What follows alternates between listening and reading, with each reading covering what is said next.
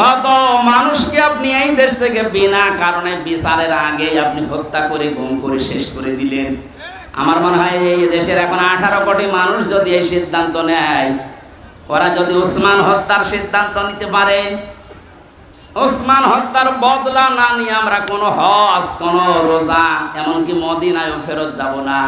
আজকে 18 কোটি মানুষ সিদ্ধান্ত নেওয়ার সময় 15.5 বছরে যত গুম খুন হত্যা রাহাজানি হয়েছে, যত টাকা আত্মসাৎ হয়েছে, এগুলোর প্রতিশোধ না নিয়ে ওদেরকে দেশে আসতে দেব না। আমাদের 18 কোটি মানুষের উপরে আল্লাহ খুশি হয়ে যাবে। তিনি যে স্বপ্নগুলো দেখলেন, আবার কারেন্ট চলে গেল।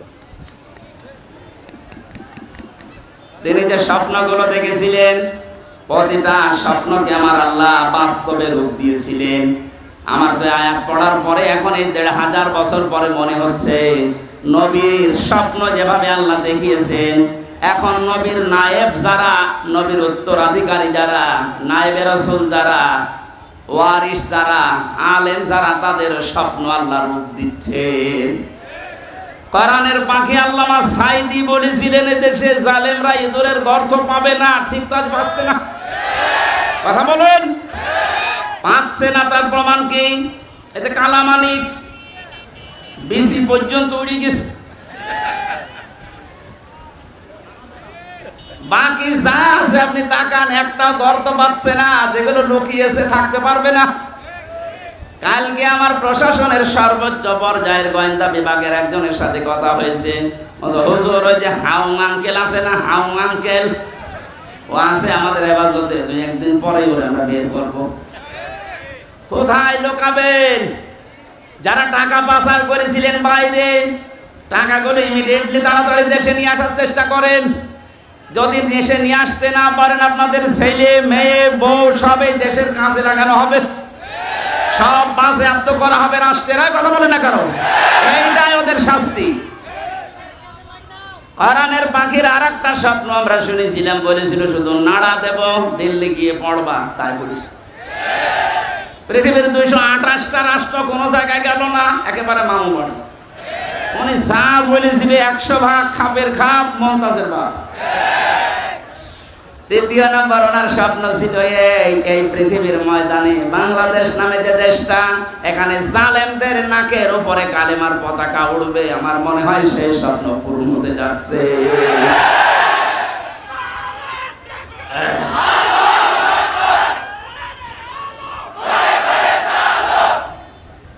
একটা হোস্টেলে 100 জন খাবার খায়, সকালে নাস্তা দেওয়ার সময় চিড়া আর মুড়ি দেওয়া হয়। 20 জন বলছে আমাদের এই খাবারই যথেষ্ট, বাকি 80 জন বলে না, এই খাবার হবে না। আমরা কেউ চাই কলা পাউরুটি, কেউ চাই খিচুড়ি, কেউ চাই রোল, এরকম বিভিন্ন নাম দিস। হোস্টেলের ম্যানেজার বলছে এভাবে হবে না, ভোট হোক। ভোট দেওয়ার পরে দেখা গেল যে চিড়া মুড়ি যারা খায় 20 জন, ওরা 20 জন একদমই। যারা কলা পাউরুটি চায় তারা ভোট দিয়ে 18 জন, যারা রোল চায় তারা 19 জন, যারা খিচুড়ি চায় তারা 17 জন। এভাবে ভাগ করতে করতে আগে যেটা চালু ছিল ওইটাই চালু হয়ে আছে। আমাদের এখন দেশের যা অবস্থা ঠিক এই পর্যায়ে, আমরা কিন্তু এখন 80 জন, আর জালেমরা মাত্র 20 জন।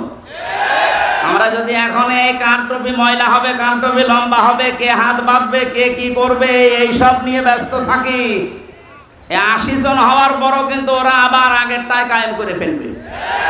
এজন্য আমাদের উচিত সব ভুলে যে এদেশকে যারা ভালোবাসি, মানবতাকে যারা ভালোবাসি, ইমান যাদের ভেতরে আছেন, ইমান নেই, সব এক জায়গায় হয়ে 80 জন আমরা চাই, যা তাই হবে দেশ ইনশাআল্লাহ। আমার কথার অর্থ বোঝেন? এই সম্ভাবনা, এই স্বপ্ন যেন আমরা ভেঙে নষ্ট করে না দেই। এ দেশকে অন্তত যারা ভালোবাসে তারা এদেশে আবার আসবে। কথা বলেন না কেন? আর ওই যে 20 জন যারা চিড়া মুড়ি চায়, ও যদি আবার আসে চিড়া মুড়ি করে দেবে। আল্লাহ আমাদেরকে হেফাজত করুন। রসুলের যে স্বপ্নগুলো আল্লাহ দেখিয়েছিলেন সব যেমন সত্য প্রমাণিত করেছেন, আলেমদের স্বপ্ন আল্লাহ সত্য প্রমাণিত করবেন ইনশাআল্লাহ। লা তাদখুলুন্নাল মাসজিদাল হারামা ইনশাআল্লাহু আমিনিন। হে নবী, আপনি মসজিদে হারামে নিরাপত্তার সাথে কোন রকমের চিন্তা ছাড়া প্রবেশ করবেন। এখনো পর্যন্ত ওইটা জারি আছে, হারামের এলাকায় যারাই প্রবেশ করে তারা নিরাপত্তা পেয়ে যায়। আমাদের পুরো বাংলাদেশের 56,000 বর্গ মাইল হবে হারামের মতো পবিত্র ইনশাআল্লাহ। বলেন, পুরা এরিয়াকে আমরা কোরআন দিয়ে, হাদিস দিয়ে, নবীর আদর্শ দিয়ে রবিউল আউয়াল মাসে সিদ্ধান্ত নেব, এমন ভাবে সাজাবো যে দেশে প্রবেশ করলে সে নিরাপত্তা পেয়ে যাবে। এখনো পর্যন্ত সে পরিবেশ কায়েম হয়নি, এখনো আমাদের আতঙ্ক আছে, এখনো অনেককে পিটিয়ে মেরে ফেলা হচ্ছে। এক কথা বলেন না কেন? মানুষ পিটিয়ে মেরে ফেলা এটা রাষ্ট্রের জন্য অশনি সংকেত। সুতরাং বাইতুল মুকাররমে যারা সন্ত্রাসী কর্মকাণ্ড চালিয়েছে গতকালকে, এর আগের দিন যারা তোফাজ্জেলকে পিটিয়ে মেরেছে, প্রত্যেকটা হত্যার বিচার দাবি করছি ইনশাআল্লাহ। কাউকে যেন ছাড় দেওয়া না হয়, তাহলে জালেমরা আবার বেঁকে বসবে। আল্লাহ আমাদেরকে বোঝার তৌফিক দিন, আমিন। এখন নামাজ পড়বেন এখানে, আর সময় নেই, আমরা মুনাজাত করে শেষ করে নামাজ পড়ে যান। আল্লাহুম্মা আমিন। লা ইলাহা ইল্লা আনতা সুবহানাকা ইন্নী কুনতু মিনাজ জালিমিন। আল্লাহ তাআলা, প্রচন্ড গরমের ভেতরে আমাদের দুই দিকে ফ্যান চলছে, এরপরও আমরা নিরাপত্তা পাচ্ছি না। গরমে ভেতরে ঘেমে চলছে। তোমার বান্দা বান্দিরা এত কষ্ট করে বসে আছে, এদেরকে তুমি কোরআনের জন্য কবুল করে নাও। রামপুরের মাটি তুমি ইসলামের ঘাঁটি বানিয়ে দাও। যত মানুষ এখানে আছে আল্লাহ, এদের আত্মীয় স্বজন যারা কবরে, হাতগুলোর ওসিলায় মাফ করে দাও। তোমার নামের নাম আব্দুর রশিদ, আজকের সভাপতি, তাকে মঞ্জুর করো। প্রধান অতিথি ইমদাদুল হক ভরসা, তোমার ঘরের মেহমান। রব্বুল আলামিন তার মা বাবাকে কবরে তুমি জান্নাত দিয়ে দাও। আমার আর একজন মেহমান বসে আছে, সাবেক উপজেলা চেয়ারম্যান, আল্লাহ তাকেও ক্ষমা করো।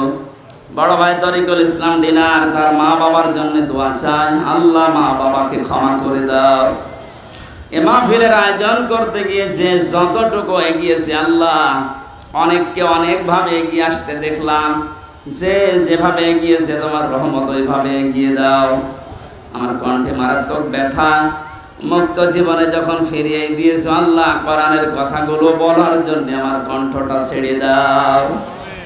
চর্ম চোখে বড় আশা দেখার, এদেশে কোরআন দিয়ে তোমার এই দেশটা চলছে, এটা দেখে মরার সুযোগ দাও। আমরা যেন চর্ম চোখে দেখতে পারি 56,000 বর্গ মাইল তোমার কোরআন দিয়ে চলছে। রব্বুল আলামিন যারা দেশের দায়িত্বে এখন আছে, সততার সাথে পালন করার তৌফিক দাও। শান্তি, স্বাস্থ্য, নিরাপত্তা দিয়ে দেশটা ভরে দাও।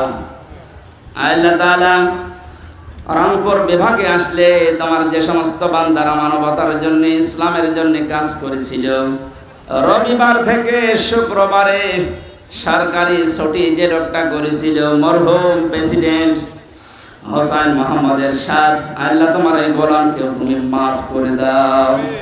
কিয়ামতের আগে এই দেশে কোনো জালেম যেন আর চেয়ারে বসতে না পারে। বারাকাল্লাহু লানা ওয়া লাকুম ফিল কোরআনিল আযীম। মরণ আসলেই যেন বলতে পারি লা ইলাহা ইল্লাল্লাহু মুহাম্মাদুর রাসূলুল্লাহ।